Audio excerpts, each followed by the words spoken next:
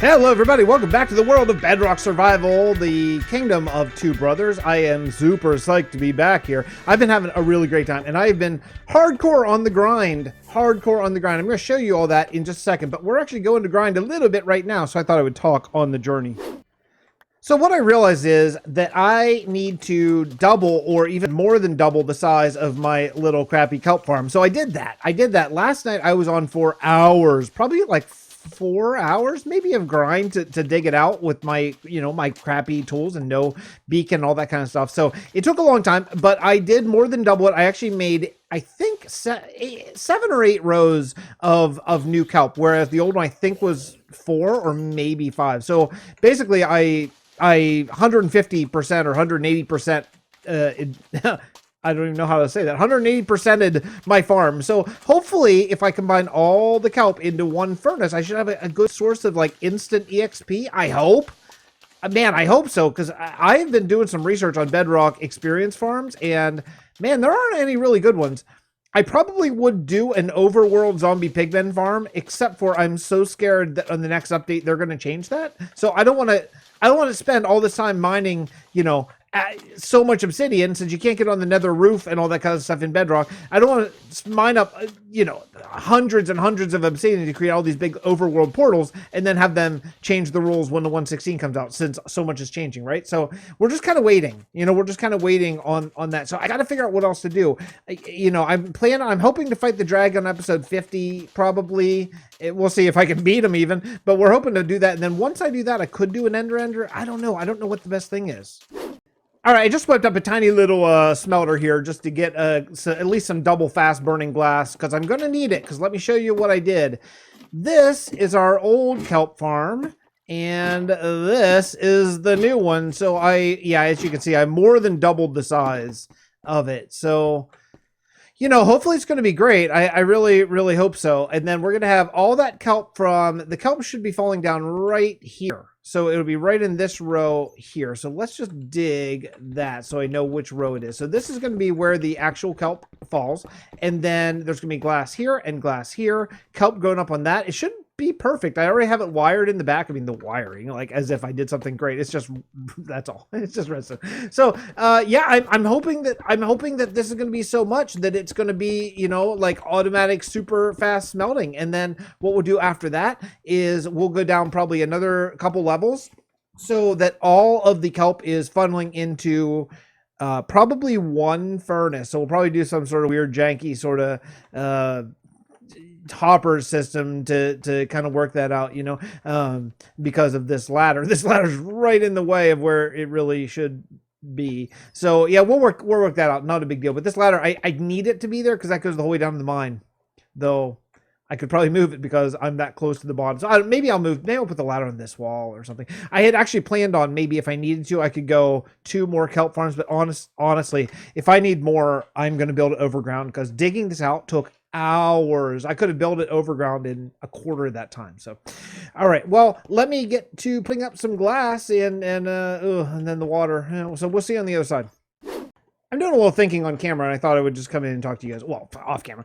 So I'm going to put the furnaces out here. And my thinking for that is that way I can get to the hoppers in the back. I have rather limited space here to pull this off. I'm going to go with 2 furnaces. I'm going to try 2 furnaces, and we're going to see how it feels. So we'll put one in the back here. Can I not do this when I'm...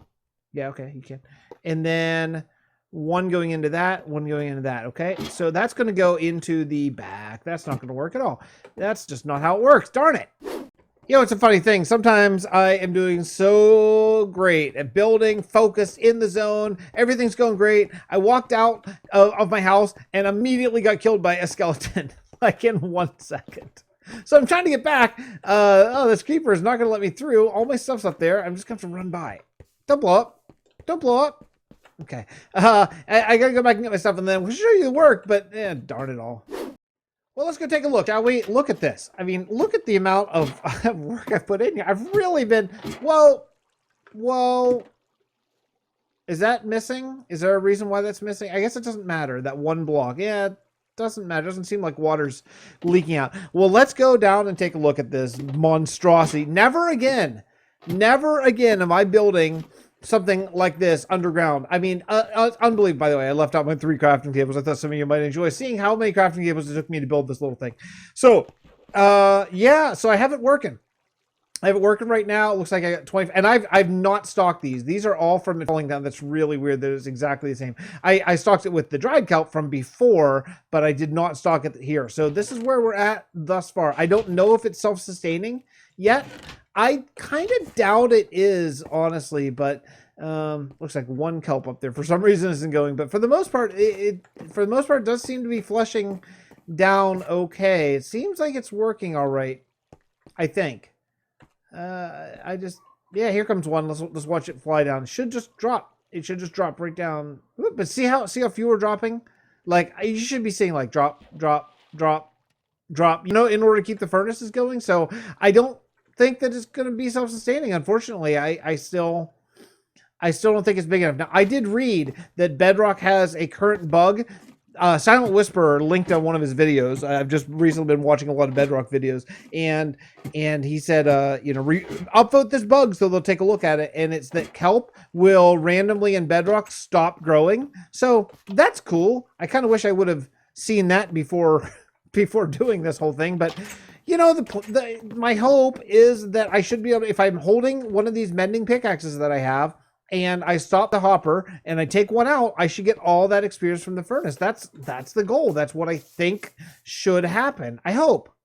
I have other things that I want to do for experience, but that took so freaking long that I don't know if I'm going to be able to wedge those into this episode, because, you know, I didn't want to show building the same thing on camera as I built last time, but that's essentially what I did, except for I built it a lot bigger. So the next thing I want to do for experience probably is set up a nice farmer trade. I want to set up a good farmer trade over here, and I probably want to put it like over by these sheep maybe, and have a little bit of a farmer stall, like a food storage little place over here where I can go and harvest a whole lot of carrots and wheat and seeds and whatever else they take, beetroot and stuff, you know, and then come over here and just trade all in for emeralds, because that gives you a lot of experience too, and you can use that to repair your tools as well. Basically, I wouldn't do anything other than killing things with my pickaxe. That seems like just about the worst possible thing to do. Have you seen the beautifulness of this kingdom since I started using shaders in this world? It is unbelievable. It's unbelievable. It makes me want to play here so much more. Today, I am going to repair my shovel and possibly enchant new and most likely repair my old one, because experience is still a real problem for me. The kelp farm that I did last episode is kind of crappy. Unfortunately, I did not think it would be as slow as it is, and it's very slow. I mean, I've been there quite a bit, and I got like, I don't know, 20% of one repair done. Yeah, it's pretty bleak. It's pretty bleak. What do I have here? I have Unbreaking 3. This is Unbreaking 3 Silk Touch. This is everything except for Efficiency 4. Unfortunately, I don't think I can get Efficiency 4 for 27 levels, right? Yeah, I can't even get this. So, I'm not sure what to do here. I guess I'll just, I need Efficiency 4, but I guess I'll just repair this one, I guess. Okay, cool. I'm looking at this thing right now, thinking about my kelp farm, my really crappy kelp farm that I've spent so much time on, and how much easier it is to build above ground. Lesson learned, I am never building an underground farm again in Minecraft. Mark my words, I'm never going underground for any sort of farm thing again, ever, outside of maybe like a very beginner farm, okay? That's it. I'm not doing it again. All right, this will work. This is what I was trying to kind of figure out. And I couldn't quite wrap my head around it. But yeah, I want to have access to be able to put a lot of potential fuel here on the side, so these are running all the time. So I'm actually move it down too. So there's gonna be 2 hoppers coming down from where all the kelp is falling down. That should work. That should work okay. The only thing I have to do is I have to remove this, and that's a lot easier to do before water, and put like a slab. Yeah, a slab or stairs, I guess, will probably work. Look what I just found right underneath this place. I just found a cave. I mean, yes, a cave, but also like an abandoned mine shaft. A really kind of weird one. But, you know, I don't have that much stuff in this world. maybe we could actually be down here. You know, this would be really cool because this whole thing will be rolling. Like my kelp machine will be rolling the whole time we're down here caving. So I think we might do that. Maybe we'll do that next episode. Maybe we'll do a caving episode. Man, I haven't done one of those in like 30 episodes in this series. So I actually fell down here by accident, and I think maybe I'm lost now. How do I get up? Uh-oh. Let's do a little test. It's been running for, oh, I don't know, maybe 5 to 10 minutes. So let's just do a test. We'll turn off the hopper here, and I'm going to take the next one. Make sure I'm holding the right. Oh my goodness, I almost wasn't. Okay, I'm holding my.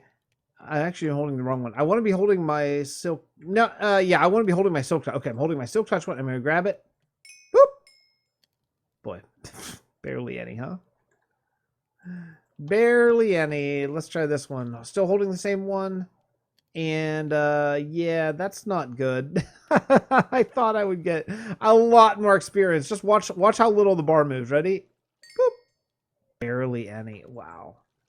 That stinks.